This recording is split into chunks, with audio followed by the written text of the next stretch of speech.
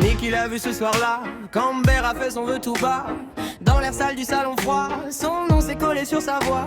Elle a ri trop fort, trop longtemps, puis son regard a changé de camp. Sur sa peau, sur ses gestes lents, comme si tout lui venait d'avant. Depuis elle tourne autour de lui, comme une lame dans le fruit. Elle veut son ombre, elle veut sa nuit, elle veut sa peur, elle veut sa vie. Et Berne ne parle plus pareil, il fixe le vide, il oublie le soleil. Il marche à côté de ses semelles, comme s'il suivait une autre étincelle. Niki, folle amoureuse, Niki, dangereuse. Berne dans ses prières, Berne dans ses colères. Niki, folle amoureuse, Niki, folle amoureuse, Niki, dangereuse. Elle dit son nom comme une prière en feu. On a fermé la porte un soir, quand le chat n'est pas rentré voir. Et dans l'odeur de l'après-noir, Berne n'avait plus le même regard. Sarah a crié dans la cour, une brique a volé sans retour. Par jalousie sans détour, le silence a mangé le jour. Berne lui souriait bizarre, les mains trop calmes, le dos trop rare, comme s'il portait dans le brouillard quelque chose de tordu, de noir. Depuis elle tourne autour de lui, comme une lame dans le fruit. Elle veut son ombre, elle veut sa nuit, elle veut sa peur, elle veut sa vie. Et Berne ne parle plus pareil, il fixe le vide, il oublie le soleil. Il marche à côté de ses semelles, comme s'il suivait notre étincelle. Niki, folle amoureuse, Niki, dangereuse. Berne dans ses prières, Berne dans ses colères. Niki, folle amoureuse, Niki, folle amoureuse, Niki, dangereuse. Elle dit son nom comme une prière en feu. Plus personne dort ici, les murs connaissent leurs défis. Le vœu s'est noué dans leurs habits, et l'air devient lourd, puis perdu, puis gris. Niki veut tout de suite, Berne sourit puis il s'évite. Deux cœurs seuls dans la même fuite, deux ombres qui se tiennent et s'excitent.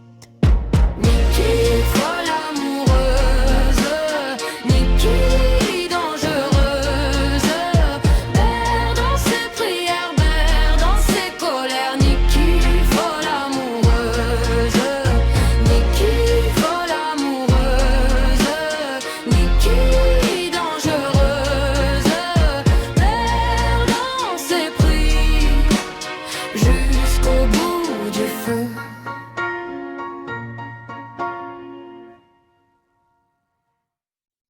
Bonjour, bonsoir mesdames, mesdemoiselles et messieurs et bienvenue dans une nouvelle vidéo concernant une analyse cinématographique, comme vous l'avez déjà vu probablement ou pas sur cette chaîne, avec Chainsaw Man et l'homme qui rétrécit, hein, grosso merdo. Moi, parle du film et après parle de l'analyse du film. Il dit des fois des trucs un peu intéressants et très souvent de la merde. Et ça c'est une question de point de vue mes aïeux. Bref, trêve de modalité, vous avez comprendu de quel film il s'agissait en ayant vu le générique. Enfin non, j'ai mélangé les éléments en voyant la miniature et le titre, et donc générique et on y va. Et tu pourrais refaire la Oui mais c'est plus rigolo si je laisse mes erreurs.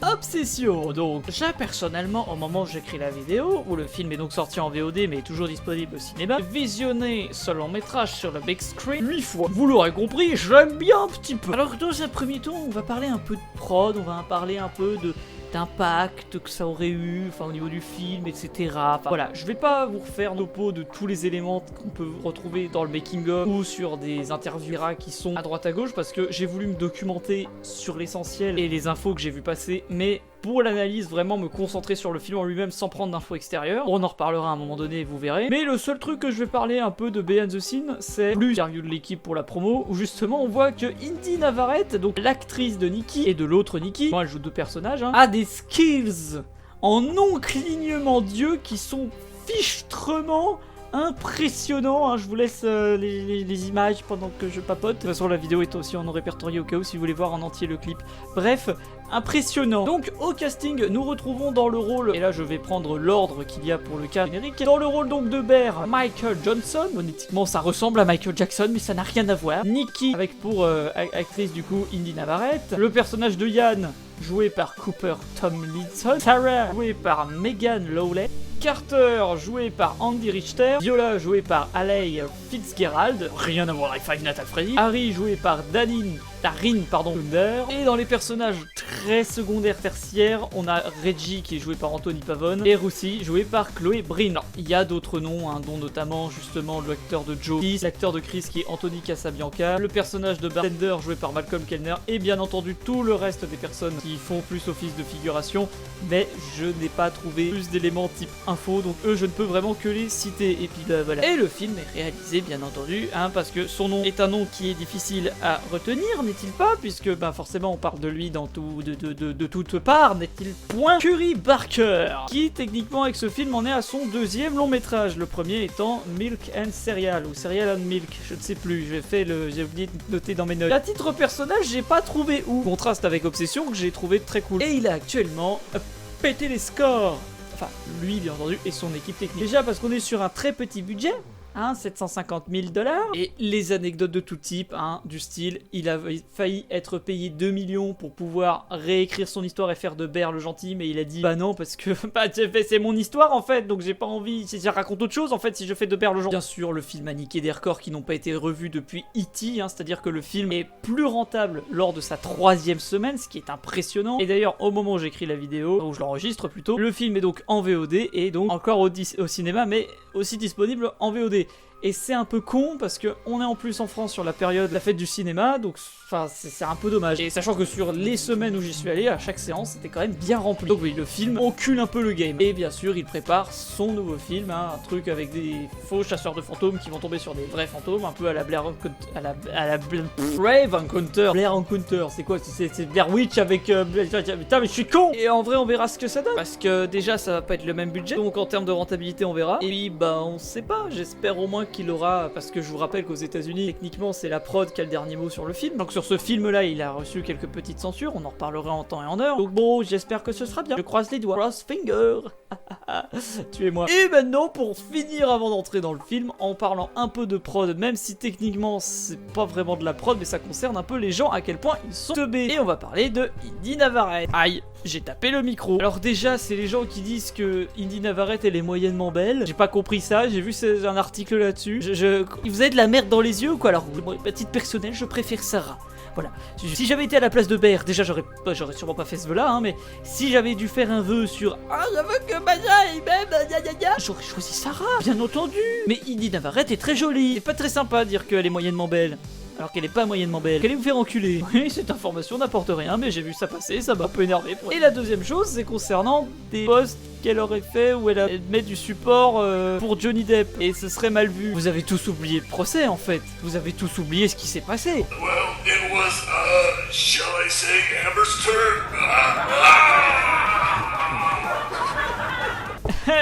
Les gens m'étonneront toujours. C'est comme les gens qui, bon alors je sais que ça part d'une partie un peu troll, qui compare le comportement de Nikki la dingue. Oui, je vais distinguer Nikki et Nikki la dingue pendant l'analyse, vous allez voir. En disant oh lol, c'est littéralement moi. Mais t'as un problème en fait. Oui, si tu le penses vraiment. Après, si c'est juste de la vanne, ça passe, mais sinon t'as un problème. Et le dernier élément que j'aimerais aborder avant l'analyse, c'est par rapport au genre du film. J'ai vu plusieurs articles parler d'un genre d'un nouveau genre émergent. Alors pourquoi pas, parce que généralement les genres, un peu les fans qui les font d'une certaine manière, ou pourquoi pas, mais je sais pas, je suis pas entièrement d'accord avec l'idée et je vais un peu nuancer le propos. Parce que ce que j'ai vu dans ces articles était intéressant. Les comportements présentés étaient intéressants, mais en parler par rapport au film, je saurais pas trop dire. C'est les fameux, vous avez peut-être vu passer ça aussi, hein, mais Incel Horror, qui parle justement du fait que le monstre n'est pas une créature, mais un mec gentil en apparence. Et j'ai envie de vous dire que oui et non, en fait. Je sais pas si l'horreur c'est le bon terme. Des films où une femme est victime d'un homme oppresseur, c'est des trucs qu'on retrouve depuis des années. Genre Nosferatu, par exemple. Alors certes, c'est un monstre, et c'est le principe d'un film. Amener une métaphore. Par exemple, avec The Substance, c'est un peu une métaphore de l'industrie d'actrices, présentatrices télé. Enfin, les femmes du showbiz sont entre guillemets vieilles et mortes pour les remplacer par des jeunes et belles. Des parenthèses. Et c'est mis au travers d'un élément qui est fictionnel. Vous voyez un peu ce que je veux dire? Là où la nuance se joue ici, avec le fameux pseudo-corpus, parce qu'il n'est pas vraiment officiel, c'est des exemples que les gens prennent. D'ailleurs, celui que je vais vous présenter, il y en a un que j'ai pas vu tourner, mais j'ai pensé à ce film aussi, par rapport à ce qui veut être dit. Et je vais vite fait vous faire un petit résumé de chaque film, on va pas passer des heures là-dessus, et de toute façon, si vous en fichez, vous passez directement à l'analyse, les chapitrages de la vidéo sont là pour ça. Donc, on commence avec Compagnon. Alors, c'est un peu compliqué, parce que Compagnon, c'est genre une IA qui prend conscience qu'elle est une IA. Et en l'occurrence, vu que c'est juste une sex doll avec une intelligence artificielle, c'est comme si vous foutez ChatGPT dans votre vibromasseur, hein, par exemple. Bah c'est quoi? C'est genre tous les films sur l'IA. Et le mec en soi n'est pas un connard manipulateur incel, juste un gros connard puceau. Je sais pas si vous voyez ce que je veux dire par rapport à mon propos. Surtout qu'on a un contre-pied, parce que j'ai vu que l'Incel Horror justement c'était l'homme dans le couple hétéro machin qui était un manipulateur et un connard. Et on retrouve aussi l'autre personnage qui est homosexuel dans Compagnon, avec justement sa sex doll de mec. Donc Compagnon, c'est un propos différent encore, parce que le mec ne manipule pas la fille seulement avoir des relations avec, c'est un robot. C'est juste que le robot ne sait pas qu'il est un robot, surtout qu'il la manipule pour un braquage différent. Alors j'ai bien compris qu'il y avait, oui, certes, un propos sur les hommes manipulateurs, je suis pas teubé à ce point, mais dans ce cadre d'analyse d'Incel Horror, je suis pas extrêmement d'accord. Pour une fois, c'est un point de vue, c'est un avis, vous avez le droit de pas avoir le même avis que moi, vous avez le droit de dire que je dis de la merde, je suis ouvert au débat, y a pas de souci. Nous avons ensuite Pussy Island. Alors je sais qu'il s'appelle Blink Twice, mais la réalisatrice Zoé Kravitz voulait l'appeler Pussy Island. C'est la prod qui a dit non, le titre il est pas friendly, lol. Et moi j'aime respecter la vision des auteurs, et auteur avec un E, parce que encore une fois je trouve que autrice ça fait autruche et je trouve ça dégueulasse, donc je dis auteur avec un E comme je l'ai appris à l'école quand j'étais petit. Bref, ou là c'est littéralement l'île d'Epstein. Voilà, hein, là je suis totalement d'accord sur le côté homme manipulateur, etc. Mais en soi le mec n'est pas vraiment un incel, parce que il est beau gosse, c'est juste un connard qui aime le pouvoir, parce qu'on le voit très bien avec l'intro. Quand notre protagoniste tombe dans ses bras, il est beau gosse, il est riche, il est pas vraiment incel, c'est juste une grosse merde en fait, c'est juste un gros connard qui aime exercer un pouvoir. C'est un fils de pute, c'est un violeur, c'est un sac à merde, mais techniquement pas un incel. Vous voyez un peu les nuances que je vais apporter? Que oui, je suis pas en train de défendre les protagonistes masculins dans ces films, ce sont tous des connards, hein, encore plus avec la suite. Parce que on a aussi Don't Worry Darling qui est excellent, qui là, je suis un peu plus d'accord sur le côté incel, à peine plus d'accord, parce qu'il y a cette idée de manipulation, il y a plus cette idée de conjoint toxique, donc celui-là je peux un peu l'admettre, mais encore une fois je vois plus ça comme la métaphore du petit ami qui est un gros connard parce qu'il force sa copine à une vie illusoire. Je sais pas si c'est clair. Et enfin on a Invisible Man qui pour moi joue un peu dans l'idée de ce que veut le présenter Incel Horror, et vu que j'aime bien le film aussi j'ai envie d'en parler, où cette fois-ci c'est un peu plus compliqué parce que le mec n'est pas en couple avec elle, c'est son ex, et il va la manipuler pour la faire passer pour une tarée. Donc on retrouve cette idée de comportement toxique, mais encore une fois, si on a une figure monstrueuse avec justement l'homme invisible, Invisible Man, comme le loup-garou, etc. Et je pourrais parler du film Men, qui est vachement bien aussi, mais ouais, c'est trop évident en fait. Surtout que là, en fait, il n'y a pas de réelle manipulation, machin, c'est plus une femme qui est en deuil, et c'est un peu plus compliqué, donc celui-là je l'accorde pas, mais je l'ai vu tourner parmi ces éléments. Donc voilà, je sais que cette partie sur l'Incel Horror était peut-être un peu floue, et j'en suis désolé, mais vu que c'est techniquement un genre émergent, vu que je pense que c'est un genre qui va être acté dans quelques années, où les gens vont se dire oui, ça fait partie de ce genre-là. Je voulais quand même en parler et partager un peu mon point de vue. Et je le rappelle encore une fois, les comportements des films que j'ai cités, hein, c'est-à-dire le mec de Compagnon, les connards dans Pussy Island, le fils de pute dans Invisible Man, l'enculé de sa mère dans Don't Worry Darling, voilà, je ne les défends en aucun cas, c'est juste que je trouve que ça ne rentre pas vraiment dans cette idée de Incel Horror. De ce que j'ai vu des articles, ça montre que les hommes gentils sont tous des connards, les hommes sont tous des connards, dans les couples hétéros, les femmes elles prennent cher machin. Alors oui, malheureusement, la plupart des gros enculés dans une relation amoureuses sont des hommes. La plupart du temps, c'est dans des couples hétéros. La plupart du temps, ce sont des grosses merdes toxiques manipulatrices. Et d'accord, mais il faut pas faire de généralité, hein. Je suis désolé, mais les couples homosexuels, lesbiens, bah ils ont aussi leur dose de connards, hein, et de connasses. Et dans le cadre d'un couple hétéro, ça peut aussi arriver qu'une femme soit une grosse pute, manipulatrice et toxique. J'ai un exemple personnel d'un ami très proche, que je ne partagerai pas parce que ça le regarde que lui. Mais bon, disons que le truc il dure depuis 8 ans là, hein, c'est un peu chaud quoi. Mais bref, vous savez que moi j'aime parler de fiction et que j'aime entrer dans la fiction sans forcément parler de la réalité. Donc cette parenthèse est fermée et maintenant on va parler du film, on va rester dans le film, on va être coincé dans le film. Obsession. Alors tout commence avec un générique, je rigole bien entendu, on va passer le générique. Alors certes, en termes d'analyse, on peut dire que la musique commence dès le générique. Pour le coup, je pense que pour Barker, c'est simplement une manière de nous plonger directement dedans avec la musique de la bande originale du film bien entendu qui reste excellente et comme ça on est direct dans le bain avec une musique qui est sympathique à l'oreille mais qui en même temps est un petit peu étrange, hein, voilà. Et petite rupture sonore avec un effet de faut arriver justement au début du film avec ce premier plan sur Bear parle à Ruthie, je sais pas comment ça se prononce avec elle la prononce pas dans le film je crois, et voilà c'est compliqué, où justement ce dernier va lui donner des sentiments. Et j'ai très mal formulé ma phrase, le mini twist de cette séquence c'est qu'il n'avoue pas réellement ses sentiments à Ruthie, il s'entraîne sur Ruthie. Et là on a un premier point qui est intéressant avec Bear, que ça veut dire ours. On se choisit entre l'ours et l'homme.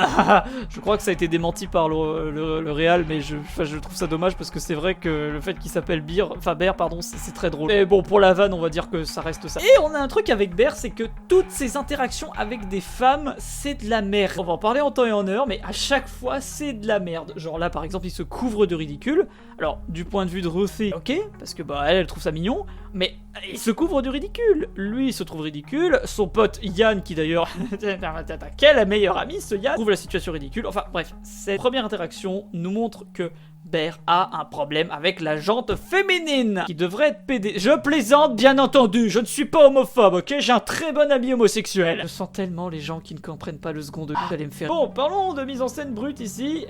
C'est du chant contre chant des plus classiques, hein. Les deux sont au même niveau, ont le même élément dans l'espace et sont remplis de lignes obliques. Alors, si je voulais extrapoler, je pourrais dire que ça marquerait l'enfermement de Bear dans cette relation qu'il désire avec Nikki, que c'est un entraînement. Et pour Ruthie, c'est que elle, justement, elle n'est qu'un objet, encore une fois, un objet d'entraînement. Que ça, c'est ce qu'il pourrait faire avec une IA, par exemple. C'est pas type s'entraîner avec ChatGPT ou aller sur des sites où on peut créer des chats en IA, paramétrer pour que ça ressemble à Nikki et faire son truc pour converser. Je sais pas. Donc, elle est résumée à l'idée d'un objet. Mais, ça, c'est seulement s'ils extrapolaient parce que je pense pas que l'intention de Barker derrière, c'était ça. C'était juste faire des plans très rapprochés, mettre un peu de malaise, créer une pseudo-proximité entre les deux. Surtout que elle va le couper au début pour lui dire non, c'est bien, continue. Et elle va sourire en mode c'est trop mignon pour nous faire croire que c'est entre les deux. Et là, paf, la rupture arrive au moment où Yann stoppe la chose. L'échelle de plan et le décor sont totalement décalés. Une rupture. Et là, on revient sur une échelle qui va rester cohérente. Où Bear et Ruthie sont à même échelle de plan que notre cher Yann, c'est-à-dire un plan rapproché, voire américain. Vu qu'ils sont assis, c'est un peu compliqué. Et là, pour le coup, il n'y a pas plus d'éléments d'analyse à dire parce que c'est vraiment du chant et contre-chant qui s'enchaînent. Et vous allez voir que c'est quelque chose qu'on va retrouver énormément dans ce film pour les moments de dialogue. Surtout qu'on est à l'échelle des personnages, hein, c'est-à-dire qu'on est à leur point de vue, aucun jugement, aucun élément qui permet de les mettre en supériorité ou en infériorité. La seule chose qu'on peut dire, c'est qu'il y a un décalage. Bear et Yann sont en face à face, et Bear et Ruthie sont en face à face, et que Bear est en face à face avec deux personnes, ce qui montre encore une fois ce côté un peu oppressé. Mais au-delà de ça, il n'y a pas grand-chose à dire, à part qu'on nous caractérise déjà un peu Nikki, que elle aime pas trop ce genre d'attention mignonne, machin, qui montre du coup que c'est plutôt une fille fun, une fille ouverte dans le dialogue, enfin je sais pas. Mais vous avez un peu cette idée, voilà, on la caractérise déjà un peu, mais d'un point de vue masculin. Ça qui est aussi intéressant, c'est que c'est deux mecs qui la présentent elle, pas elle qui va s'introduire, c'est eux qui l'introduisent. Au spectateur, j'entends. Bon, Ruthie se fait dégager par Yann, hein, et va retourner à son service parce qu'elle travaille dans le diner où ils sont, et on se retrouve sur un champ contre champ, pas très intéressant à analyser. On pourrait parler des lignes obliques, mais si j'en parle pour l'un, je dois en parler pour l'autre. En l'occurrence, Bear, comme je vous l'ai dit tout à l'heure, il y a cet enfermement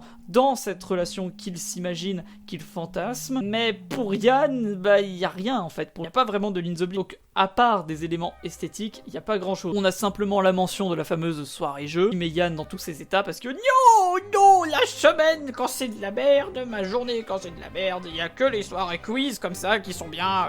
J'ai Petite histoire et je suis un fils de... Et on a un plan rapproché avec un léger travelling avant ou un zoom. J'étais pas là sur le tournage pour dire si c'est un zoom ou un travelling vers Bear. Et là, premier élément assez intéressant. Yann va dire à Bear que tout ce qu'il a, c'est du temps. Il va aussi mentionner Nikki la dingue, sera importante pour la suite du coup, mais il va lui dire que tout ce qu'il a, c'est du temps. Et là, on n'a pas une rupture sonore et en termes d'ambiance avec Sandy. Sandy qui était le chat de Bear. Deuxième élément féminin, Sandy. Deuxième relation, Bear avec une femme, elle est morte. Bear n'a que des mauvaises relations avec les femmes. Alors oui, c'est un chat, c'est un animal, c'est pas vraiment une femme, mais c'est une femelle. Et ça, c'est important. Car Sandy est morte. Là, je l'ai déjà dit. Cause de médicaments. Alors, Sandy, le chat, on va en parler. On va en parler tard en détail de certains éléments. Mais je ne suis pas partisan de la théorie comme quoi Sandy hante Nikki. C'est pour ça qu'elle a un comportement de chat, nanana. Je pense plus que c'est une sorte de métaphore dans le sens où, du point de vue de Bear, Nikki représente un animal de compagnie, dans le sens où il a de l'affection pour elle, mais c'est pas vraiment de l'affection amoureuse, quoi. Mais on en reparlera un peu sur certains éléments au niveau de la mise en scène. En tout cas, la mise en scène la présentera comme ça plus tard. Mais bref. Et alors, je suis partisan de croire que c'est un accident. J'ai vu beaucoup de gens dire que c'était de la négligence envers son chat. Je suis d'accord d'une certaine manière. Mais comme c'est un peu le bordel dans ces... Je peux croire à la théorie du hasard. Du fait que le truc soit tombé,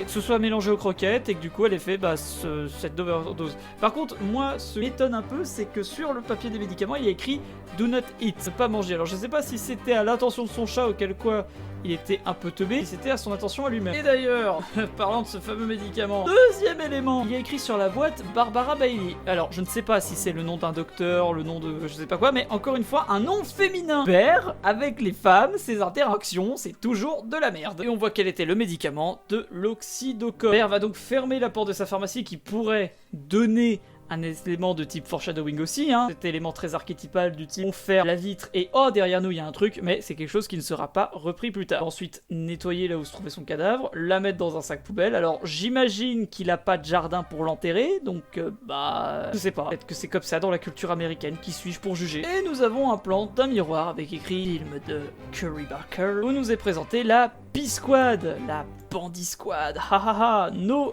héros, avec une série de photos, prise en 2020. On l'on voit Bear avec 2 fois, puis Bear Nikki rejoint par Yann, et la dernière où rejoint la squad. Les croix sont mises sur les yeux de Yann, montrant donc que Bear, il aime pas trop Yann. Quand je vous dis qu'il y a un problème en fait dans ce groupe d'amis, tout le monde est horrible. Et pour le coup, il y a rien d'autre à analyser sur ces photos-là. J'aurais pensé à titre personnel qu'on aurait peut-être pu y voir un petit truc sympa, mais non, c'est juste pour les montrer. Mais en tout cas, c'est assez intéressant parce que la première fois que l'on voit Nikki dans le film, une photo. Et là, je vais encore me répéter sur un point, Bear pas vraiment Nikki. Il aime l'image de Nikki. Il n'a pas de véritable amour pour elle. Ou le côté animal de compagnie. Plus en mode, je la veux comme copine, plutôt que relation amoureuse avec elle consentie, ce serait incroyable.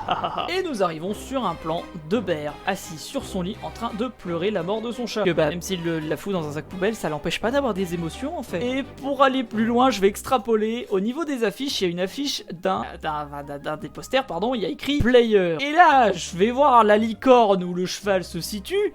Mais j'ai envie de vous dire, vu à quel point notre cher Bear est passif pendant tout le film, je le vois vraiment comme le joueur. Le joueur, mais le joueur passif. J'en fais trop. Et j'en ai rien à foutre parce que c'est ma vidéo, je fais ce que je veux. Et pareil, je pourrais parler des lignes obliques sur le mur. Mais là encore, la licorne au lieu du cheval. On a un léger pan qui nous amène au titre du film Obsession, et je le trouve très cool parce qu'il est intradigétique, mais ouais, au niveau du sens, on repassera là-dessus. On a un déraccord parce que le panneau va vers le bas et le prochain plan tourne sur le côté opposé. Au niveau du raccord, où Bear est sur son cellulaire portatif dans le noir, il faut lui dire qu'il va se niquer la rétine. Oula, il fait un truc de sociopathe. Regardez des posts de Nikki qu'il a déjà liké. Et d'ailleurs, on peut voir que la photo se situe en Ohio.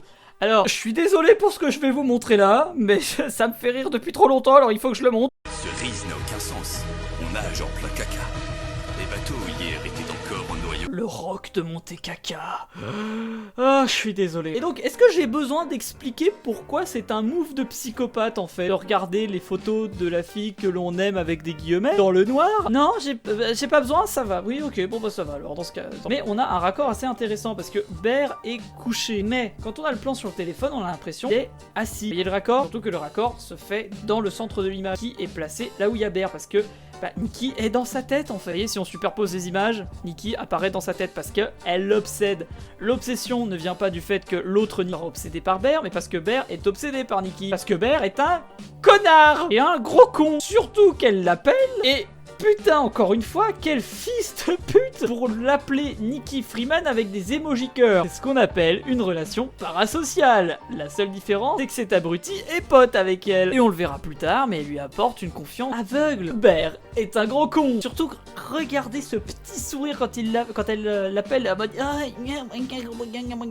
Et cette fois-ci, il va passer de coucher à assis comme un bon petit chien, j'en fais peut-être un peu. Il va sourire quand elle va lui demander comment était sa journée et allumer la lumière au moment où il parle justement de leur fameuse soirée quiz que lui ne veut pas faire. Et là, contre-champ sur un chat, parce que Sandy j'imagine, mais je sais pas comment analyser ce chat pour être tout à fait honnête, avant d'apprendre que Nikki va faire tomber son pendentif. Pendentif que l'on a probablement vu sur cette photo et qui est donc actuellement perdu. Bref, de toute façon, en termes de mise en scène sur ce moment d'échange téléphonique, l'intensification vient du fait que l'on passe d'un plan américain à un plan presque poilu. On arrive donc dans la boutique The Green Man, et on le sait grâce à ce panneau, et oui, il y a un godemiché sur l'accueil. Et nous rencontrons Viola. On va reparler de Viola. Notre cher trou de balle cherche donc un pendentif pour Nikki afin de remplacer celui qu'elle a perdu et va lui demander des informations. Et problème de communication puisque elle a son écouteur et parle au téléphone tandis que lui va essayer de communiquer. Encore une fois, une interaction entre Bear et une femme qui, bah c'est pas où c'est de la merde. Et ce sera un peu plus accentué au moment de l'accueil où il va parler justement du fait que ce truc de feu c'est une arnaque.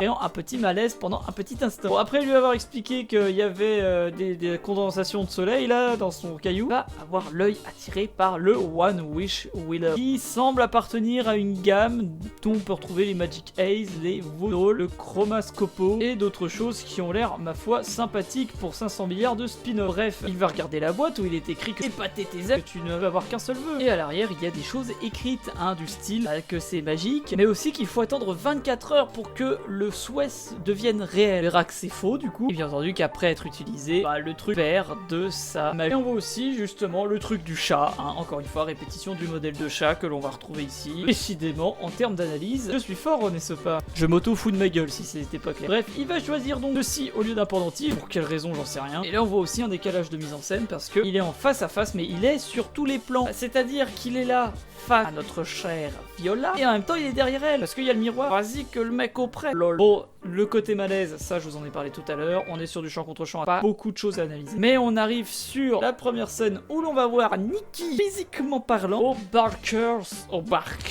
Pub. Ri Barker. Et ouais, t'as compris, Barker, Curry. Allez, du coup, la scène du bar. Nikki nous apparaît flou et de dos, encore une fois, pour sa première apparition, qui est assez intéressant parce qu'encore une fois, on la montre comme quelque chose, pas comme une personne, élément de décor. Pareil pour Sarah et Yann, parce que de toute façon, ce groupe d'amis pue la champ contre champ en grosse analyse à dire entre Yann qui demande à Yann là, de les décacher avec Sarah pour qu'il soit seul avec qui afin de lui avouer ses sentiments. Mais lui, il est pas d'accord. Et là, paf, premier plan sur Nikki. Voilà, c'est juste premier plan sur Nikki. Il se fout un peu de la gueule de ses deux potes par rapport à leur espèce d'imitation de oui, bah forcément, si vous avez pas le visuel, c'est compliqué, mais vous avez l'idée. Et d'ailleurs, par rapport à cette table, petit élément sympathique, mais pas des plus pertinents parce que ça va être cassé juste après. Nikki est à sa droite et Sarah est à sa gauche. Sarah qui d'ailleurs, au niveau de la place dans le champ, se retrouve au centre, comme Bear. Sauf que c'est pareil pour Nikki, donc on n'a pas vraiment d'éléments assez intéressants en termes de mise en scène parce que bon, chacun est au centre de l'image. Ah bah, ça veut rien dire en fait en termes d'analyse pure et brute, ça ne veut rien dire. Bref, ils vont tous les deux commander des shots. Et là, Bear va demander aussi une pina colada parce que bah c'est l'envie d'une pina colada et il va se foutre de sa gueule parce que ça fait de lui un homme. Accès à la partie féminine. Et va entre guillemets le teaser. Enfin, oui, le teaser. Alors là, j'ai envie de dire et de faire la vanne du gros beauf de elle chercher lol. Mais non, en fait, parce que c'est pas vraiment le cas. Je fais partie de ces partisans de l'amitié homme-femme existe. Donc, si j'avais une pote fille hétéro qui me ferait ce genre de blague, j'arriverais à comprendre la blague et je ne serais pas en mode mais bon, je vous le rappelle encore une fois, Bear est un gros naze. Et les gens sur internet aussi, parce que bon, j'ai vu des gens dire que ils ont dit ça exactement. Ah oui, je sais, ça peut choquer. Bon, il va essayer de donner son truc à Nikki, mais il va être interrompu plusieurs fois pour payer, pour savoir s'il veut autre chose, et par Yann lui-même. Et encore une fois, on est sur du champ contre champ qui n'a pas beaucoup d'analyse cinématographique à donner. L'image en l'occurrence là, n'est pas vraiment taillé sur ce point là. Tout ce que je peux dire, c'est qu'au moment où il y a Yann, si on superpose les images de Nikki avec celles de Bear et Yann, on voit qu'elle est entre les deux. Alors je vais pas faire la vanne du gros beauf de elle est prise entre deux mecs, mais bon, on saura plus tard qu'elle couche de temps en temps avec Yann, donc elle est entre guillemets dans un triangle amoureux. Et Sarah se ramène, pareil, place dans le champ, Nikki est du côté de Yann, parce que ensemble, bah ils couchent, et Bear et Sarah sont du même côté, parce que, pardon, ils sont faits pour être ensemble. Qu'elle était à sa gauche. Bon, après, ça veut pas dire que si on est fait pour être ensemble, on doit être ensemble. Attention, il y a une nuance. Mais on voit bien qu'il y a un truc qui se développe vers la fin. Bref, ils vont traquer à Sandy. Et là, encore une fois, mise en scène. Yann et Nikki boivent leur verre en même temps. Sarah le boit juste après. Bear le boit juste après et ne le boit pas en entier. Et cette fois-ci, Sarah est à sa droite et pas à sa gauche. Et les deux se font un câlin. Elle lui fait un câlin sincère. Et lui, je sais, il fait très autiste dans sa manière d'être. Et là, c'est pas genre insulte débile, hein, c'est juste le côté autiste social, tu vois. Je sais pas comment réagir ou je sais pas quoi. Bon, la fête est finie, ils sortent tous du bar et ils veulent faire un after. Sarah est à la gauche de Bear et Nikki à sa droite. Et encore une fois, des deux côtés, on a Nikki, Yann, homme et femme, miroir, homme et femme, avec Bear et Sarah. Ceux qui sont faits pour être ensemble sont dans leur côté. Je parle de ce que la mise en scène nous donne comme un... Bon, ils rigolent, mais ils veulent faire un after, sauf Nikki qui veut faire dodo. Et Bear se propose de la ramener. Et donc là, c'est pareil, au niveau du placement des personnages, les deux qui restent et les deux qui partent, fait pour être ensemble par rapport à leur placement. Si je vous montre cette image, on dirait deux couples là, deux couples qui discutent entre eux, mais ça va être en rupture avec l'action de Bear qui va ramener Nikki chez elle. Nikki va récupérer 20 $, de la part de Sarah qui d'ailleurs me fait vachement penser à la Tiffany dans Chucky là. Désolé, mais c'est sa fille, y a pas en fait. Et donc va lui donner ses 20 $ à SDF. Et je vais être honnête avec vous, première fois que je l'ai vu, je pensais que le mec était un dealer. Et avoir la petite musique sympa là de Bear qui regarde Nikki en mode oh qu'est-ce qu'elle est belle et que je l'aime, avec Nikki qui donne l'argent et accroupit devant ce SDF, ça fait un décalage pour moi parce que je pensais qu'elle allait acheter de la drogue et ça m'a fait un peu rire. Mais j'ai pas pouffé parce qu'il y avait des gens dans la salle et il faut respecter les gens dans la salle. Bref, elle revient, ils y vont. Sarah fait un câlin à Bear et regardez-moi à quel point elle le bouffe du regard. Sarah aime Bear et Megan Lawless l'a très bien joué. Je veux qu'une femme me regarde comme ça. Yann fait une vanne sur le fait que ramène bien ta meuf, lol, avant que Nikki lui fasse un dégueulasse, lol. Encore une fois, ce groupe d'amis est déconstruit. Parce que là où avant on avait cette hiérarchie de chacun entre guillemets de leur côté, les plans s'enchaînent d'une manière assez chaotique, où tout est un peu déconstruit. Bref, les deux sont dans la bagnole. Et pour la maison, Bear ne se rend pas encore compte du deuil de son chat, donc forcément il n'arrive pas à être dans l'émotion du moment, ce qui est faux puisqu'on l'a vu chialer. Et Nikki, bien entendu, comme elle l'avait dit au téléphone plus tôt, et je ne l'ai pas dit parce que je suis un connard, parle de sa démission parce qu'elle a besoin d'écrire son putain de roman, son histoire d'amour. Ah lol, MDR, histoire d'amour, romance, nanana. Et elle est quand même inquiète parce que Bear lui dit qu'il a pour elle un petit cadeau. Ah lol. Bon, on arrive devant la maison de Nikki, qui est au 220, je ne sais pas comment l'analyser, mais voilà, c'est bien à savoir pour la culture, n'est-ce pas, où les deux sont en face à face par rapport au champ contre champ cette fois. Le premier champ serait Nikki, on pourrait dire qu'ils sont en opposition, mais là ils se regardent comme un face à face parce qu'elle va le confronter à une chose. Sarah, arrêtez de parler de toi, je veux pas te mettre avec Sarah. Vous irez super bien. Mais bon, lui, il est en mode non, c'est pas comme c'est une pote. Parce que Bear est un gros con. Désolé, mais moi, il y a Indy Navarrete qui me dit ouais, Megan Lawless, elle a fait que parler de toi. Et ben, je serais content en fait. Je sais, faut pas toujours tout ramener à soi, mais c'est ma chaîne YouTube, je fais ce que je veux. Je vous en rupture du champ contre champ avec un plan poitrine, suivi d'un plan américain. Voici aussi en champ contre champ avec la voiture. Et là, on va pouvoir parler d'analyse sur un champ contre champ. Nikki s'est barré de la voiture, mais Bear l'a ramené dans sa voiture. Lui, il est toujours enfermé dans sa carapace. Il lui ouvre, entre guillemets, la porte et de la draguer avec un truc à la con, mais il ne va pas avoir, entre guillemets, les couilles de le dire. Et elle va revenir dans sa carapace. Ça, c'est la première. Il va prétexter qu'il a oublié, elle va partir, et là, il va ouvrir sa fenêtre. Il va insister encore, sachant qu'elle a été gentille dans un premier temps. Vers la porte, souriante, machin, sympa. Pour lui raconter l'anecdote des embouchures, etc. Elle va ce qu'il dit, parce que, c'est pas une connasse, mais va quand même faire une sorte de rupture en lui disant, Bear, ta gueule, c'est... Oui, je vois ce que tu veux faire, mais ta gueule. Elle va partir, et lui va réassister en parlant de Nikki la dingue. On va en reparler de Nikki la dingue. Suivant les conseils de Yann, chose qu'il ne faut pas faire, si vous voulez mon humble avis. Yann est un trou de balle. Et elle va clairement lui dire que, ta gueule en fait, pas cool. Et il va tout de suite s'excuser, se rendant compte de sa connerie. Donc, elle revient une troisième fois. Là, on a une métaphore du harcèlement. Ça, c'est bien. Le mec insiste, ça j'aime bien. Dans la mise en scène, attention, hein, pas dans la vie de tous les jours, messieurs, ne faites pas ça. Et mesdames non plus. Non, ça ne voudra jamais dire oui. Non, ça veut dire non. Si t'insistes, tu deviens casse-couille. Et c'est normal d'être casse-couille. Enfin, de devenir casse-couille si on a... Enfin, vous avez compris ce que je veux dire. Elle va donc le mettre devant le fait accompli. Mec, si tu as un truc à me dire, dis-le-moi maintenant. Et là, on pourrait aller sur un terrain du type... en fait, elle a un peu des sentiments pour lui, parce que justement... Non, je pense pas que si elle lui demande ses sentiments envers Sarah, et même si par rapport à la blague du début, parce qu'encore une fois, je crois en l'amitié homme-femme, je ne pense pas que Nikki ait vraiment des sentiments pour Bear.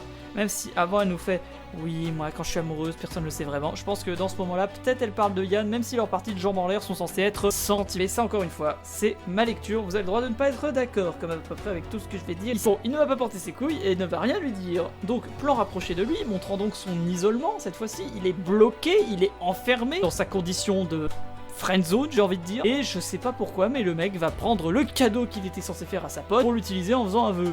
Et le vœu étant le plus débile du monde, parce que Bear est un gros con. Le vœu étant: je veux que Nikki Freeman m'aime plus que tout au monde. Crac. Avec bien entendu la petite musique du One Wish Willow qui met un peu mal à l'aise, mais à titre personnel que j'ai trouvé rigolo. Et là, pouf, regardez, c'est le poster du film à peu près. Ils avaient pas dit que ça mettait 24 heures à se réaliser le vœu? Que là c'est instantané, hein. Et donc Nikki s'approche, l'autre Nikki, je vais essayer de faire cette distinction en l'appelant la dingue ou l'autre. Nikki la dingue, l'autre Nikki, ça va être compliqué à dire à chaque fois. S'approche de lui, justement, lui demandant: bah t'avais pas un truc pour moi?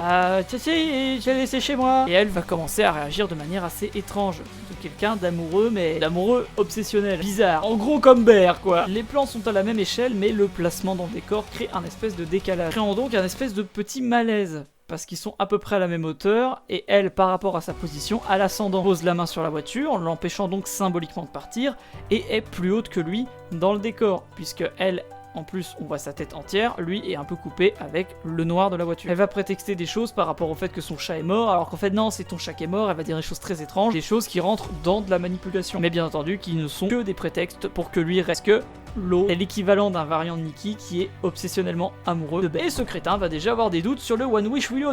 Ça marche? Incroyable, oh là là. Et il va lui dire: mais tu es bizarre Nikki, qu'est-ce qui t'arrive? Et là, on va parler de la scène en elle-même parce que j'ai vu beaucoup de merde sur internet. Vous n'avez rien compris à cette scène en fait. Sur ce passage, la plupart des gens disent que Nikki revient et que c'est le sourire qui montre que la dingue reprend le contrôle. Sauf qu'en fait non, c'est la musique. La dingue rigole, Nikki reprend le contrôle en disant qu'elle est super chelou. Elle sourit un peu parce que c'est quand même marrant, c'est bizarre ce qui vient de se passer. La musique va changer à ce moment-là. Alors je vais pas pouvoir diffuser pour des raisons de droit d'auteur, mais la musique change à ce moment-là.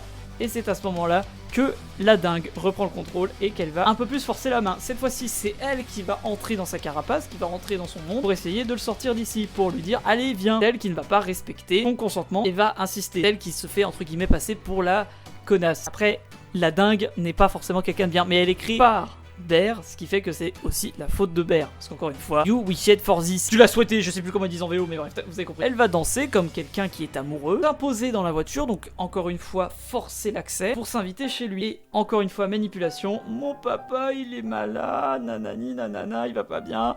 Mensonge pour créer de l'empathie. Toujours sur un champ contre champ assez équivalent où elle a toujours l'ascendant parce qu'elle est en plan poitrine, lui est en plan poitrine mais moins rapproché. Elle va baisser sa tête, on ne va pas vraiment distinguer son visage parce que l'autre Nikki est un monstre et va quasiment lui dire: allez démarre, on va chez toi. Et encore une fois, Bear est une merde passive, il va s'exécuter au lieu de juste dire non. On rentre chez lui et c'est le bordel. Et alors là par contre je sais pas quoi, mais Bear récupère un truc qui est sur son fauteuil qu'il va cacher. J'ai pas compris ce que c'était. C'est comme je sais pas s'il avait un porno ou je sais pas, peut-être une lettre d'amour. Et elle va être en extase devant les lieux parce que ça sent Bear. Bah oui, vu que elle est obsessionnelle par Bear, notre chère dingue. Bah forcément elle va être là: oh c'est beau chez toi, j'adore, oh là là, oh oh oh MG. Bref, il est minuit 8 et elle est dans la dodo. Tout le monde est prêt à dodo. Le champ contre champ se voit par un placement, un raccord dans l'axe avec les deux au milieu. Et là, il y a pas grand chose à dire, encore une fois, hein. C'est du champ contre champ des plus classiques. Elle va lui demander de faire dodo avec lui. Et maintenant, il est 6h55. Ok, on a fait un bond dans le temps. Ce qu'on appelle un faux raccord, Michel.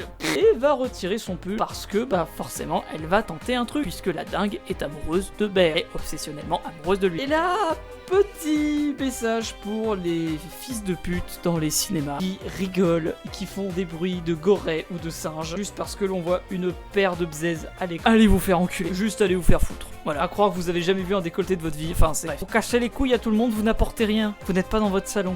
Voilà. Bon, Pressman va donc s'asseoir sur son lit et notre cher dingue va mettre sa tête sur son épaule pour lui dire que c'est ce dont elle avait besoin. Et ensuite, pour être prêt à se faire des bisous. Avec la petite musique, la musique ça y est, c'est beau. Et là, j'aime ce décalage dans la mise en scène parce que spectateur, on a de l'ironie dramatique, nous on sait faire encore des doutes, mais nous on sait, mais pas c'est Nikki là-dedans ou l'autre. Donc il y a ce décalage horrible entre la petite musique de ouais, vas-y, crans tes rêves, vous allez vous faire des bisous, vous vous aimez, nanana.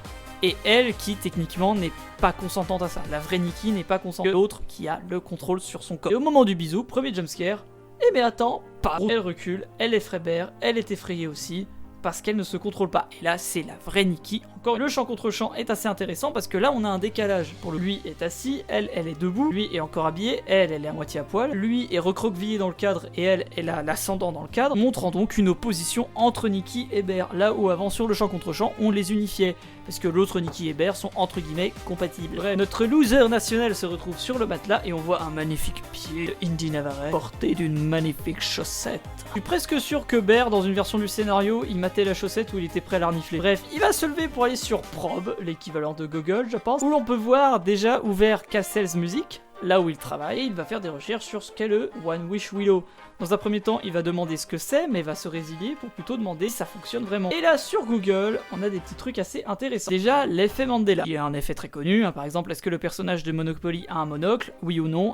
Perdu, il en a pas. Sur l'équivalent d'un eBay et l'équivalent d'un règlement, Freddy va nous intéresser. Mais aussi, on voit deux autres éléments. On voit dans les recherches associées le Bigfoot, les Skinwalkers, la barre des cacahuètes et le logo de Fruit of the Loom. Alors, j'en ai rien à foutre, je vais extrapoler, mais je suis sûr que dans les 8 films qu'il a préparé, notre cher Parker, signé plutôt, il y en aura un sur les Skinwalkers ou je sais pas, au hasard je dis ça. Bon, je vais pas entrer dans l'analyse entière des éléments que l'on retrouve concernant le One Wish Willow, parce que on n'est pas là pour faire de la théorie, on est là pour de l'analyse, qui certes n'est pas ultra pertinente, mais encore une fois, si vous n'aimez pas, vous pouvez dégager. Et ça, ce sera peut-être le sujet pour une prochaine vidéo, où là, il va apprendre plusieurs éléments sur ce Freddy, que ça ne fonctionne pas, que ça fonctionne, avant de tomber sur une très bonne vanne du style « Ma mère était moche, et maintenant elle est magnifique ». Ce qui est drôle d'ailleurs, c'est que le mec qui dit ça s'appelle Bearfax. Mais peut-être que le One Wish Willow en lui-même sera le sujet pour une autre prochaine vidéo, ou peut-être un short, je sais pas, mais bref, pour le moment, pas d'analyse supplémentaire, sinon la vidéo va être beaucoup trop longue. Déjà qu'elle est pas mal longue au niveau du record. Bon, il retourne dans sa chambre, il voit Indy Navarre,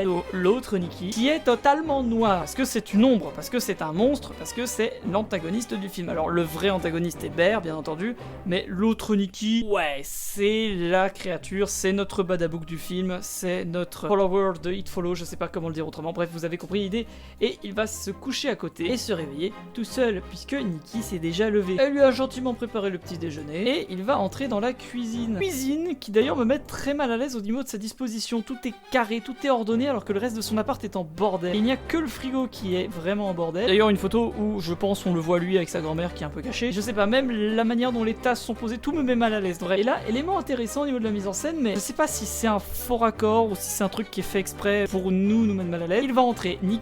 L'autre Nikki, va être derrière. Il va passer d'une pièce à l'autre, tandis que lui rentre dans la cuisine. Il va découvrir la chose que nous ne savons pas que c'est encore. Donc là, on va créer de la tension, parce que le spectateur a une information qu'a le personnage principal, et c'est pas aider avec la musique. Et là, l'autre Nikki apparaît dans le background avant d'arriver en disant « Oh mais non, mais c'était une surprise, c'était pour Sandy, je fais une offrande ». Comme un chat ferait une offrande d'un cadavre à son maître. Encore une fois, oui, il y a des points communs entre Nikki et un chat, mais je ne pense pas qu'elle soit vraiment hantée par le chat. J'ai une théorie foireuse, mais je la garde pour plus tard. Et on arrive au Castle's Music, là où il travaille. On va faire la rencontre de Carter, un charmant monsieur qui traite ses clientes de vieilles connes quand elles sont chiantes, ce que je peux comprendre. Sarah et Yann sont déjà là. On va suivre Bear sur un travelling lorsqu'il rentre dans le magasin avant d'aller dans l'espace de l'équipe pour lui raconter ce qui s'est passé avec Nikki.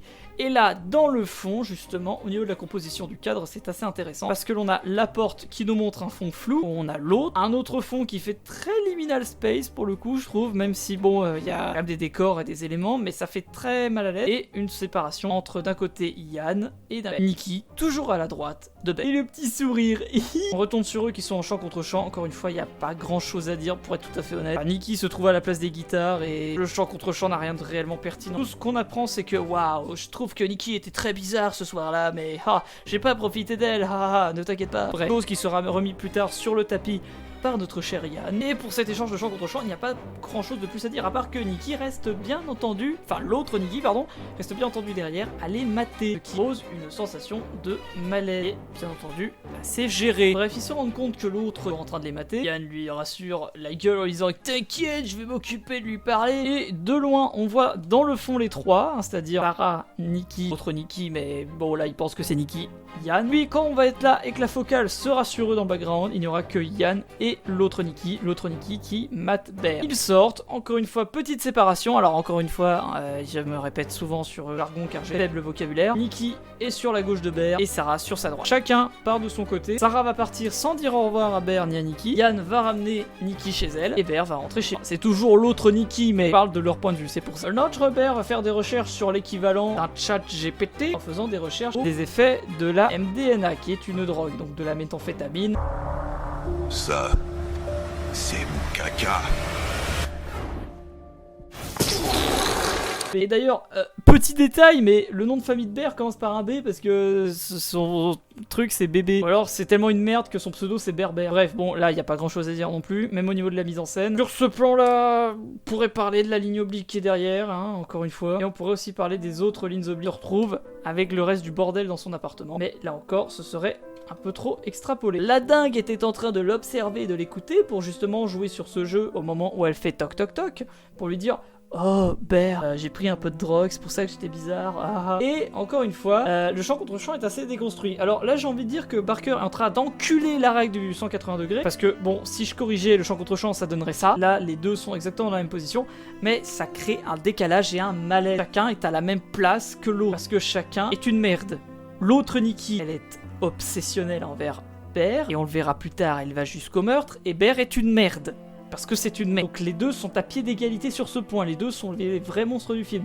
Et ça se voit aussi quand c'est en plan rapproché, plan poitrine. Et oui, au niveau de la mise en scène, les yeux de l'autre est comme des billes de chat. Mais ça la fait surtout ressembler à un mot. Et c'est ça qui est assez intéressant, c'est que là, c'est une scène de drague des plus classiques, mais l'ambiance horriblement malsaine. Les couleurs, la colorimétrie, pardon, l'éclairage, l'indice de temps, on est la nuit aussi. Elle qui est en quasiment contre-jour, qui est noir, qui est comme une ombre, comme un monstre. Même la musique qui est douce derrière, ça crée un vrai décalage et ça crée une sensation de malaise parce que même en tant que spectateur, on sait que la dingue n'est pas la vraie Nikki et qu'elle représente un danger. Et là, on va passer à la séquence où l'autre et Bear commencent à être en couple, où ils vont faire l'amour dans un premier cas. Ça peut être vu comme une scène de viol, mais pour le coup, ça l'est qu'à moitié parce que Nikki n'est pas consentante, mais l'autre est consentante. Alors oui, je sais qu'en termes de métaphore, techniquement, ça montre machin, on en a déjà parlé en intro, mais voilà. De toute façon, c'est quelque chose qui est très malsain. Les deux qui prennent leur petit déjeuner où tout est parfait, il y a même le putain de chat dans le décor. Ils se font des bisous au travail, voilà, ils regardent des trucs sur Instagram, fait avec de l'IA. Ou lol, c'est écrit je veux porter ta peau comme un sweat. La gueule. Alors, j'ose espérer que c'est un véritable artiste qui a été payé pour faire un truc en imitation d'IA, pas vraiment de la vraie IA. Et la photo de profil pourrait être celle du compte de Bear. Ce qu'il a crée déjà une opposition entre les deux. Bear est plus pro IA et Nikki, elle veut faire un roman, c'est une artiste. Donc il y a déjà une opposition entre les deux de base, que ça ne peut pas matcher. Mais c'est le propos, enfin voilà, c'est le propos qui nous est dit dans la lecture du film. Lui, il fait de l'IA, au lieu de par exemple de faire un dessin ou un truc comme ça. Elle veut faire un roman artistique, un truc, n'est pas de l'intelligence artificielle. Bref, ils rigolent, ils s'aiment, même Carter trouve ça étrange. On les voit même dans ce qui semble être la chambre de Nikki, avec une photo d'elle plus jeune, des papillons qui font un lien avec Kinger dans Amazing Circus. Ça va, je rigole. Elle qui fait de la guitare, encore une fois parce que elle est artiste. Et lui qui lui pouffe la jambe. Je vous avais dit qu'il y avait un truc avec ses chaussettes. Idem, ils font des pancakes dans son appart parce que ce n'est pas la cuisine de Bear, ou alors ça l'est d'un autre point de vue, mais en tout cas elle paraît assez différente. Ils vont se mater un film où l'autre Nikki va faire du piano avec lui. D'ailleurs, petite opposition par rapport au costume, lui a retiré sa veste de chez Cassel et elle la garde. Elle, par contre, cette fois-ci se trouve à sa droite, à sa gauche, alors qu'avant elle se trouvait à sa droite. Même sur le plan où ils sont sur le canapé, d'ailleurs, qui fait à mon sens un peu écho à la fin. Pas forcément en mode foreshadowing, préparation paiement, mais plus, un petit parallèle sympa où ils sont sur le canapé en tant qu'amoureux et après ils sont sur le canapé en tant que la merde. Et même sur le plan de face à face dans le restaurant, d'ailleurs, où lui est aussi en opposition parce que il a un carré vert derrière lui. Alors là, je vais vraiment aller dans un truc qui va être de l'extrapolage total. Et encore une fois, je vois là les licorne où le cheval se situe. Red flag et green flag. Alors je dis pas que Bear est un green flag, je dis juste que face à lui il a un red flag. Et que du point de vue de l'autre Nikki, bah lui c'est un green flag pour le coup. Oui là, Bear n'a rien de quelqu'un de bien encore. Bear est un crétin. Bon sinon le champ contre champ, pareil, pas grand chose à dire, hein, ils sont à égalité, c'est vraiment juste plus propre qu'autre chose, il y a pas de gros éléments à donner. On pourrait faire de l'extrapolage en disant que derrière l'autre Nikki il y a des tableaux artistiques, lui il y a rien à part un arbre, je sais pas comment analyser ça. Ils font la petite préparation avec le critique culinaire, hein, de son rêve de ce qu'il a envie de faire, chose que l'on retrouvera plus tard, hein, pour ceux qui ont vu le film. Et il n'y a pas grand chose à part l'appel de Yann qui va faire une rupture, et on va bien le voir par rapport à l'autre Nikki qui va tout de suite changer. Bear va donc se lever pour répondre au téléphone, et très subtilement derrière lui il y a écrit exit, une sortie, barre-toi, tu es en danger. Il va se cacher derrière un mur, et on va voir un léger pan. L'autre Nikki va se lever pour regarder, peut-être à moitié écouter, on ne sait pas, tel un chat, elle a une ouïe très développée, et Yann va apprendre à Bear un élément important. Bear n'est pas malade. Et Sarah lui a dit que lors de son jour off de Bear, Nikki lui a dit qu'elle l'aimait comme un frère. Et la tension monte, la musique est là, les plans rapprochés sur Bear, rien ne va plus.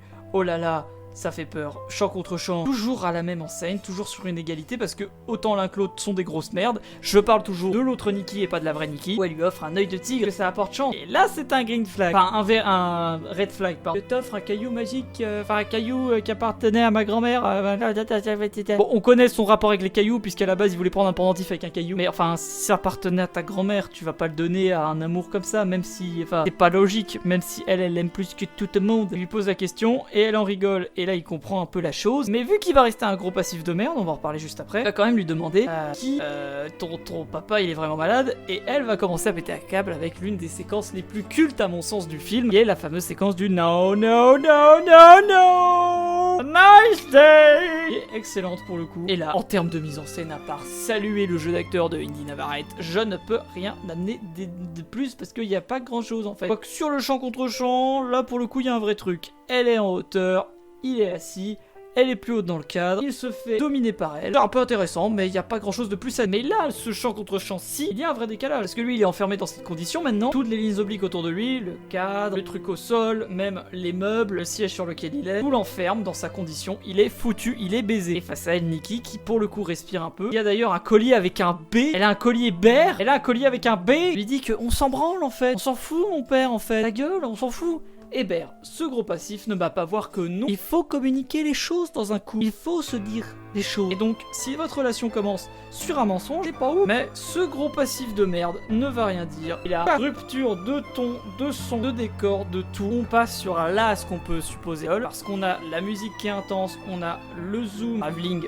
qui est intense, on a l'autre Nikki qui baisse fortement avec Bear, mais qui fait juste des gémissements, mais ne prend pas de plaisir physique. Donc là, on peut vraiment parler d'un viol en lui disant c'est génial mon amour. Et là, on arrive à la séquence, soit rire, soit vous chier dessus, soit rire de vous chier dessus. Là, vous trouvez le plus grand nombre de gros casse-couilles dans les cinémas. Bear se réveille, et comme la première fois il s'est réveillé, Nikki n'est plus là. Mais là, il est 3h45, on n'est pas le matin. Ouh là là! Mais qu'est-ce qui se passe-t-il? Et il va la chercher. Un plan master de la chambre où on aperçoit Nikki. Pour moi, c'est un peu la faiblesse de ce plan. Il est cool. Et on voit où elle est. Du coup, on n'a aucune surprise quand elle va commencer. Et d'ailleurs, sur le champ contre champ, les deux sont sur le coin droit. De toute façon, sur la droite, elle va bouger, marcher comme un chat, j'oserais. Encore une fois, parallèle avec le chat. C'est un élément qu'on retrouve en répétition.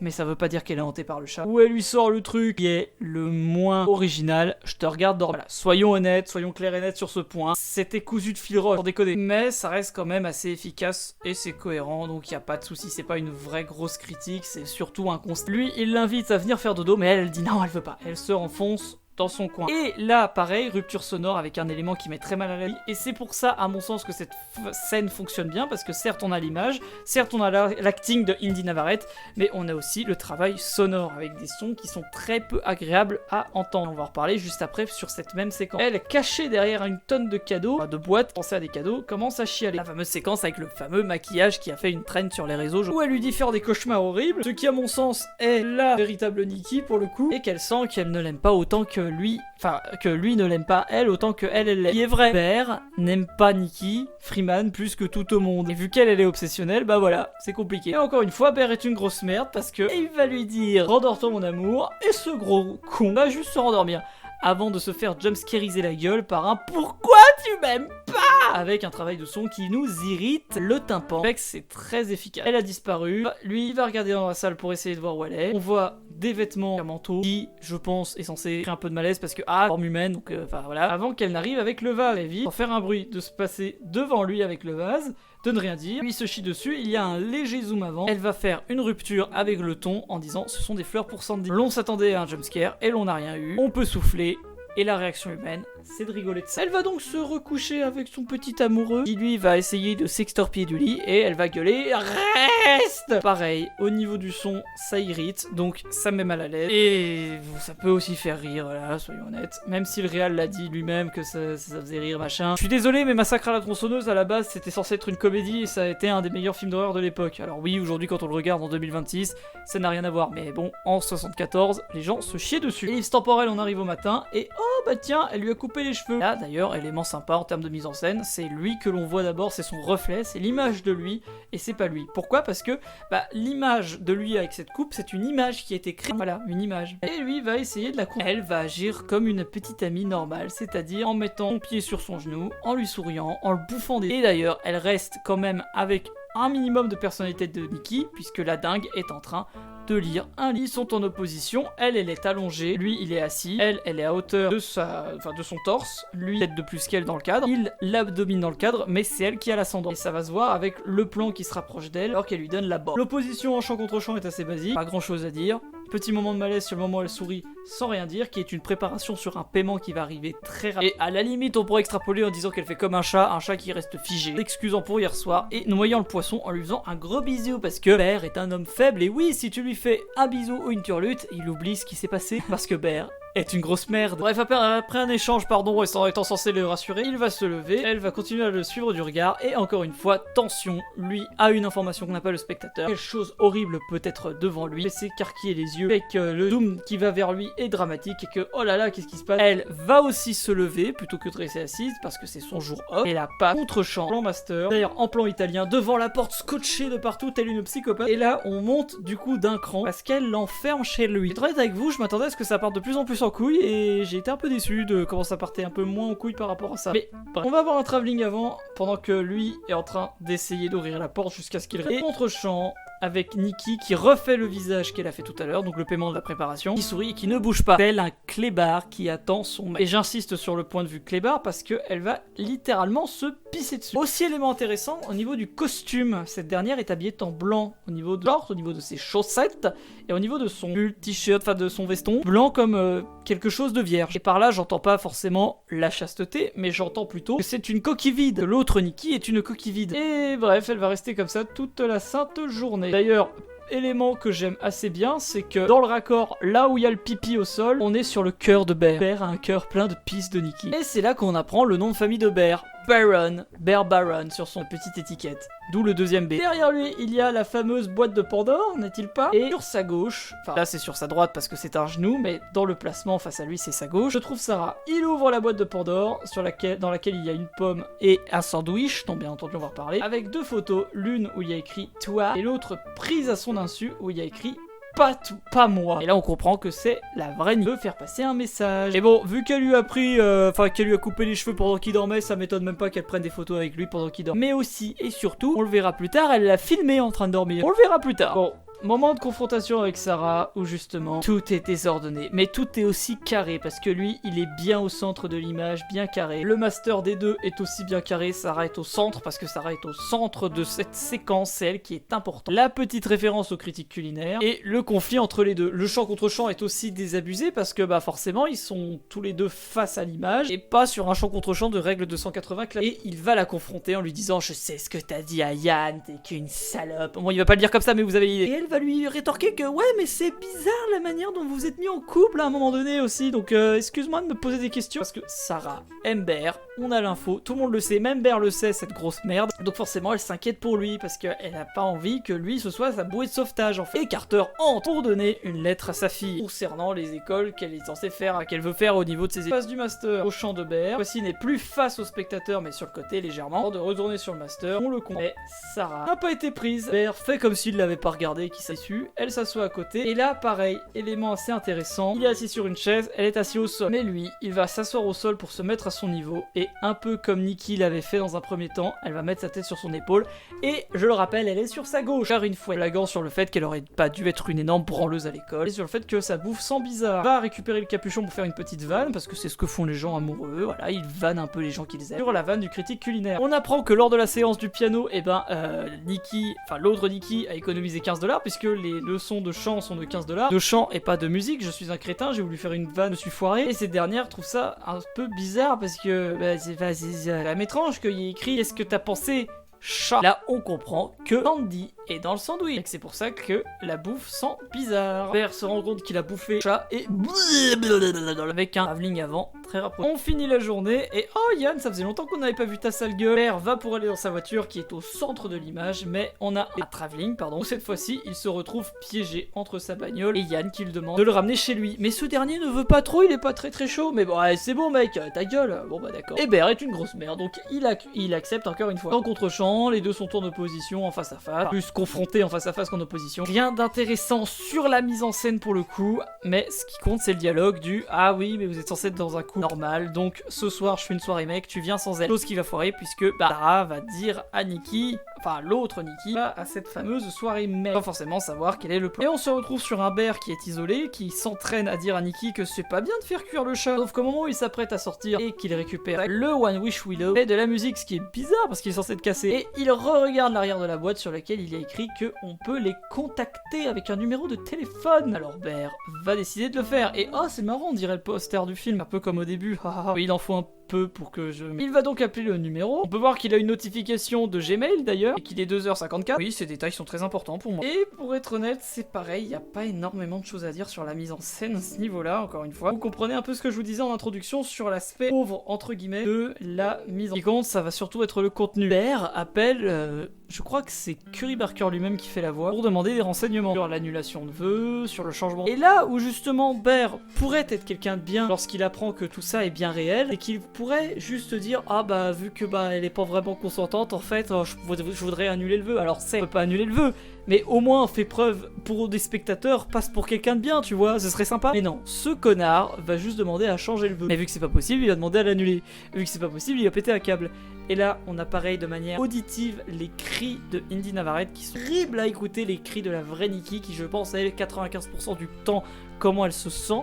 Parce que ça doit être horrible d'être passager de ton corps, un peu comme dans Get Out, et de ne rien pouvoir faire. Et pareil, rupture sonore au moment où il raccroche entre le cri et la musique qui amène de la tension. Le dernier rentre et il fait noir.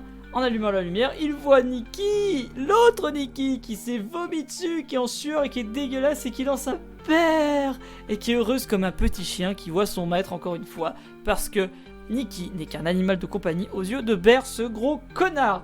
Et je vais dire quelque chose d'horrible, et Bear, ta réaction n'est pas normale. Certes, tu es choqué de voir ta copine enculée dans cet état, mais quand elle s'approche de toi pour te faire un câlin, tu ne la repousses pas. Je suis désolé, mais l'amour, c'est surpasser le vomi. Tu lui fais un câlin et tu lui dis oh qu'est-ce qui t'est arrivé ma puce. Tu lui fais un petit bisou sur le front à la limite si tu veux pas embrasser le vomi qu'elle a sous le menton, mais voilà, tu la prends quand même dans tes bras pour lui dire écoute, je t'aime.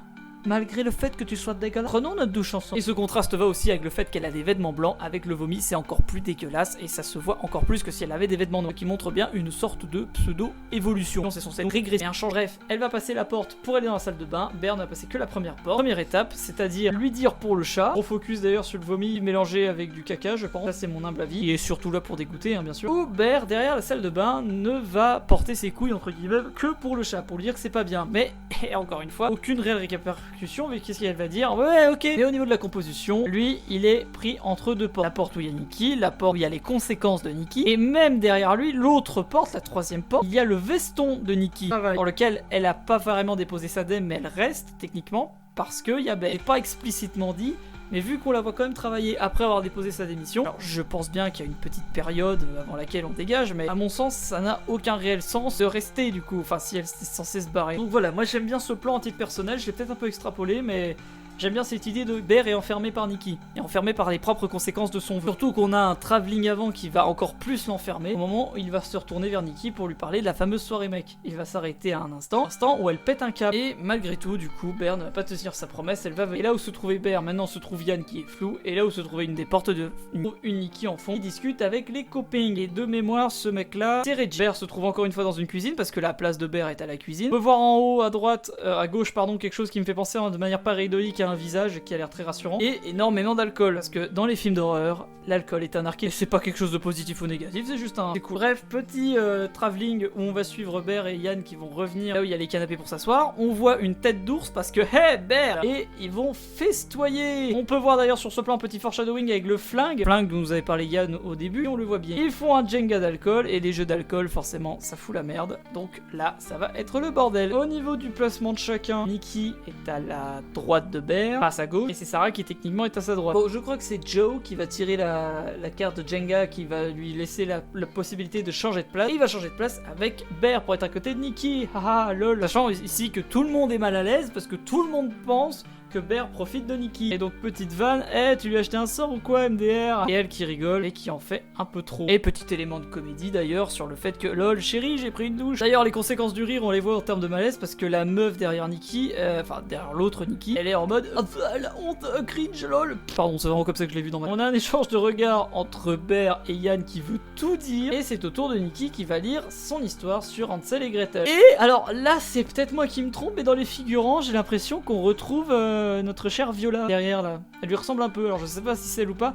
Après n'oublions pas que c'est un film qui était un budget de 700 000, donc réutiliser des acteurs pour faire de la figure, c'est quelque chose d'assez courant, mais c'est encore une fois qu'une petite spéculation parce que je suis même pas sûr que ce soit vraiment elle. Bref, Nikki va lire sa petite histoire de Hansel et Gretel, mais cette fois-ci qui est incestueux. Alors je vais pas l'analyser en détail parce qu'il y a rien à dire pour le coup sur l'histoire de Hansel et Gretel. C'est juste que le propos de l'histoire pardon c'est Bear, veuille ou non, tu seras à moi et tu es en moi. Voilà. Ça sert à rien de plus analyser et on va passer outre ce passage qui est juste là pour mettre aussi mal qui fonctionne.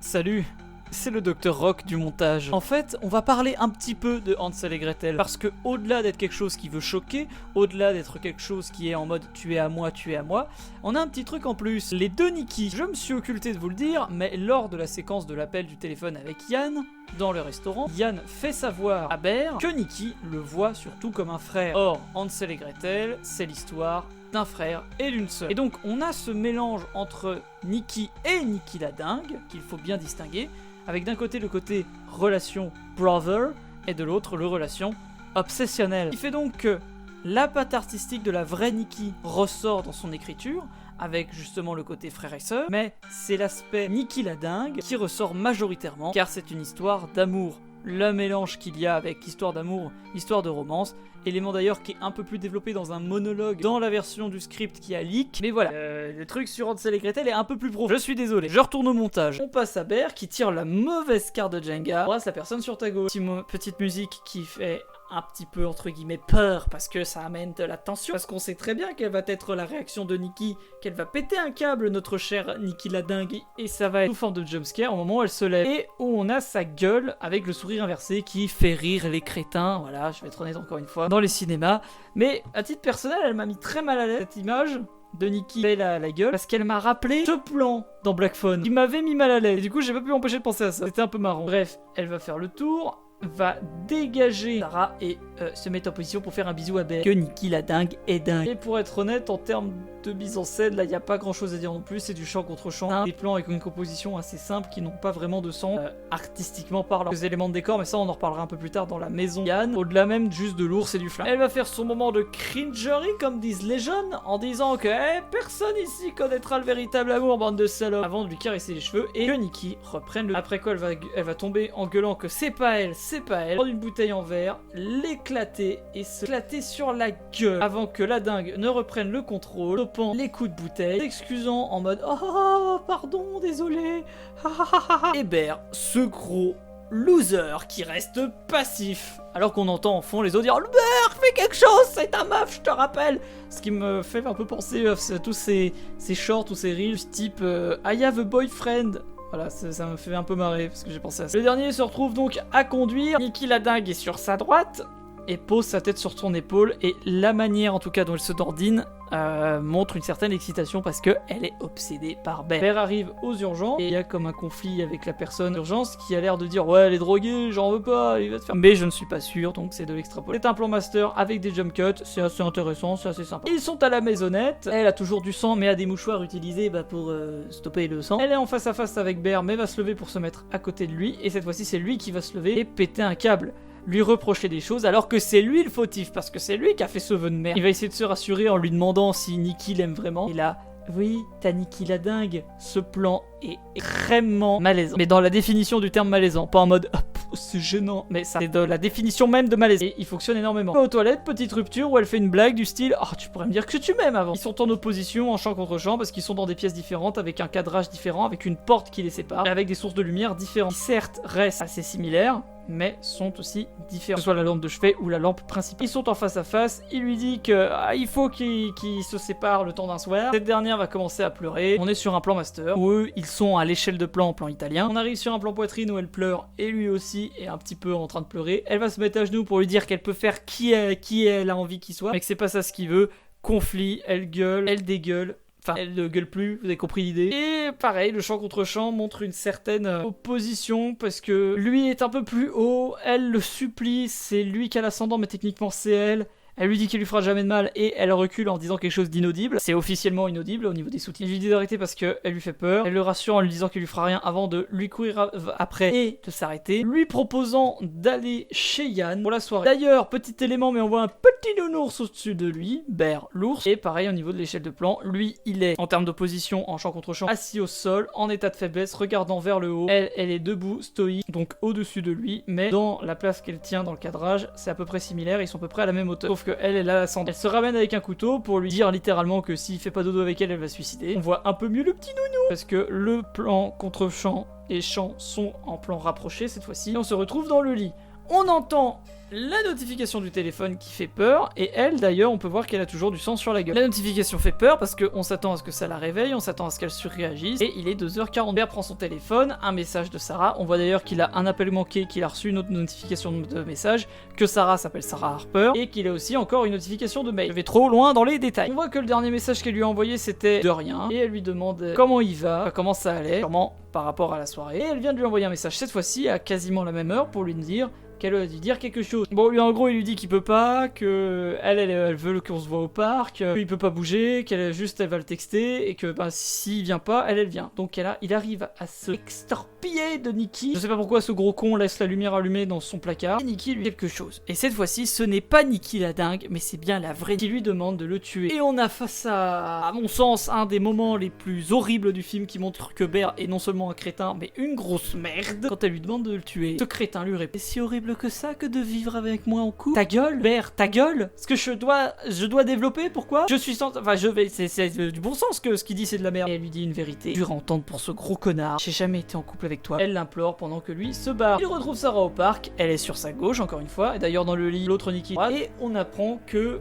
elle a reçu la lettre pour Luther. Et que c'est pour ça qu'elle le convoque. Mais avant, elle lui explique que Yann est ensemble, etc., etc. Le champ contre champ est pas très intéressant pour être tout à fait honnête. Encore une fois, c'est vraiment de l'opposition brute. C'est juste de l'échelle de plan classique, il y a vraiment rien à dire pour être tout à fait honnête, encore une fois. Tout ce qui est assez intéressant, c'est la rupture dans le ton, où on passe d'un moment assez chill à un moment où ils vont presque s'embrasser, à Nikki qui arrive pour exploser la gueule de Sarah contre une brique. Moment qui d'ailleurs a été censuré par la prod. Sachez que ce moment était censé être plus long et réduit son visage en bouillie. Elle est méconnaissable. Nikki s'inquiète quand même parce que Nikki la dingue s'inquiète quand même parce que non, il faut pas que tu pleures parce que moi je t'aime. On voit avec horreur le visage déshumanisé de Sarah. Même comme ça, je t'aimerais toujours. Ça fait penser à la blague de si j'étais un ver de terre, tu m'aimerais encore. Pardon. Et elle lui fait un petit câlin parce que oui, je t'aime, hein, c'est toi qui l'as voulu.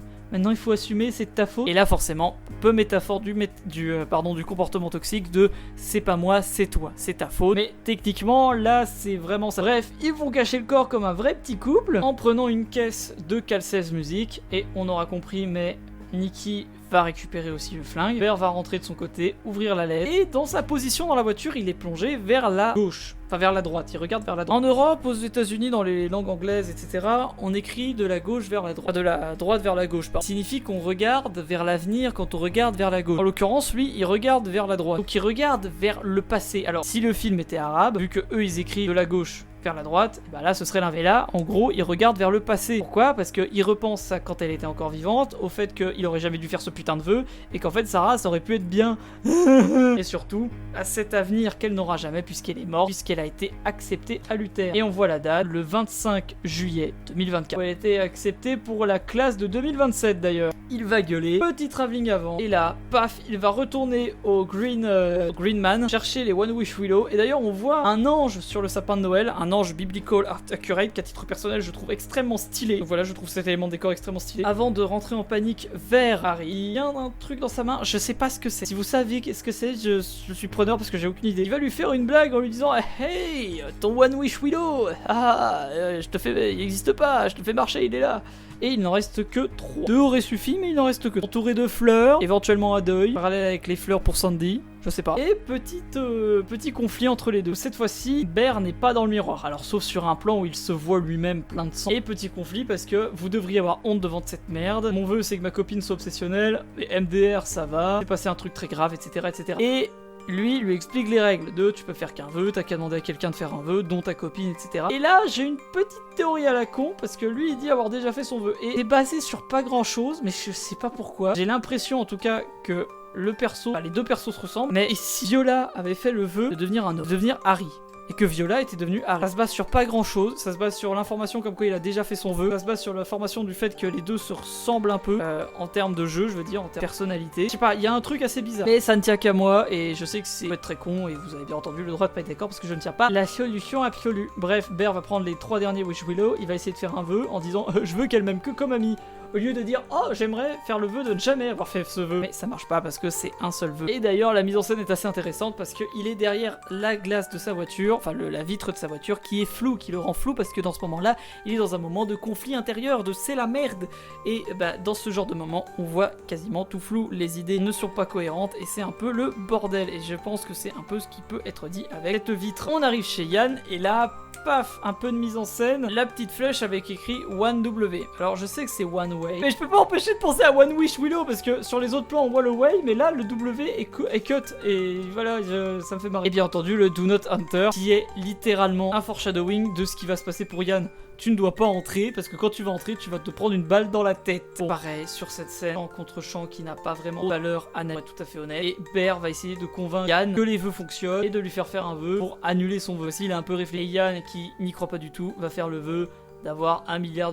Et là, paf, l'argent tombe du ciel et le regard Bear. Putain, qu'est-ce que drôle. Bref, ce dernier va rentrer chez lui pour l'acte final où l'on voit Nikki dans un coin voici sur sa go parce qu'elle est cosplayée en Sarah. Et elle lui a fait cette fois-ci un petit hôtel pour lui avec des photos de eux deux, des fleurs, des boules, des meubles, plein de choses en bordel. Et elle va arriver avec une démarche un peu étrange. On a un écran de télé sur lequel on reconnaît quelque chose, mais on va en reparler après de ça, vous en faites pas. Et lui, il va chercher son One Wish Willow pour dire tu pourrais faire un truc pour moi, alors qu'elle se déplace comme une créature chelou derrière lui.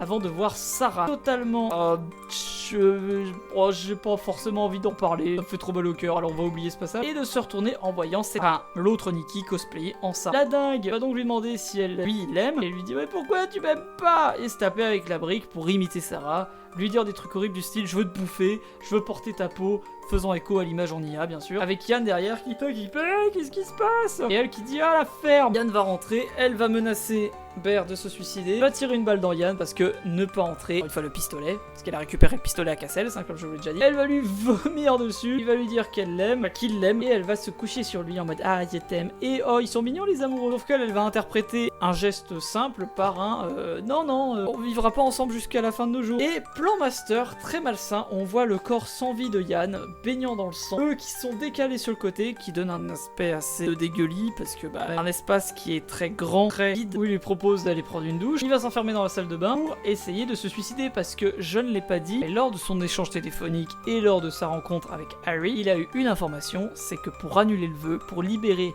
Nikki de là, il doit mourir. Et en récupérer le flingue et serrant dans sa main l'œil du tigre pour lui porter chance, d'ailleurs, il va essayer de se suicider, mais bien entendu, il n'en a pas les couilles. Alors, il va prendre le paiement de la préparation, c'est-à-dire l'oxycodone, et en prendre pas mal pour en bouffer pas mal pour se suicider. Et oh regardez, on a un poster du film. Après quoi il va regretter, mais entre temps Nikki qui lui dit oh j'ai réfléchi sur le fait que devrait peut-être se séparer pendant un moment, etc., qui rentre bien entendu dans de la manipulation de la dingue. Le dernier, au moment où il allait se faire vomir les médocs parce qu'il regrette, parce que jusqu'au bout Bear est un lâche, elle a fait le vœu de quoi, que elle probablement que lui il l'aime autant qu'elle. Et donc comme un gros débile il va sortir avec un sourire extrêmement niais. Et elle aussi va être niais. Ils vont se regarder comme deux gros niais tout ensemble.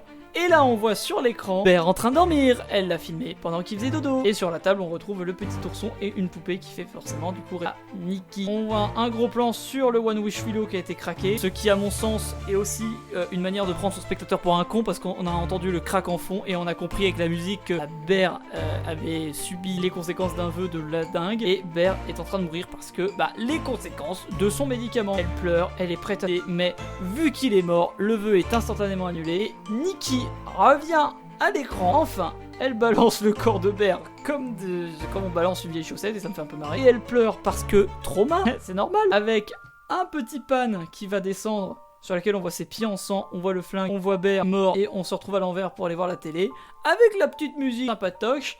Et elle qui crie en pleurant. Bear, qu'est-ce que t'as fait avant d'arriver sur un match écrit et réalisé par Curry Barker. Et on apprendra le sort de Nikki dans le prochain film de Curry Barker. Bon, voilà, une nana avec un triple homicide chez elle. Je pense que, voilà, la police, on sait déjà à peu près ce qui va se passer. Bref, c'était une vidéo assez longue où je vous ai parlé de Obsession. Je l'ai trouvé sympa ce film, j'avais envie d'en parler en long, en large et en travers. Et même si j'en ai parlé que en long, en large, mais pas assez en travers, et je vais aller me coucher.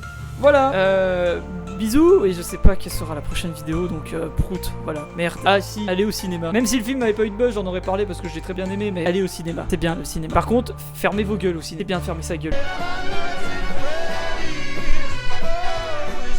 Bonjour, laisse un commentaire, laisse un like et abonne-toi à la chaîne. Allez, au revoir.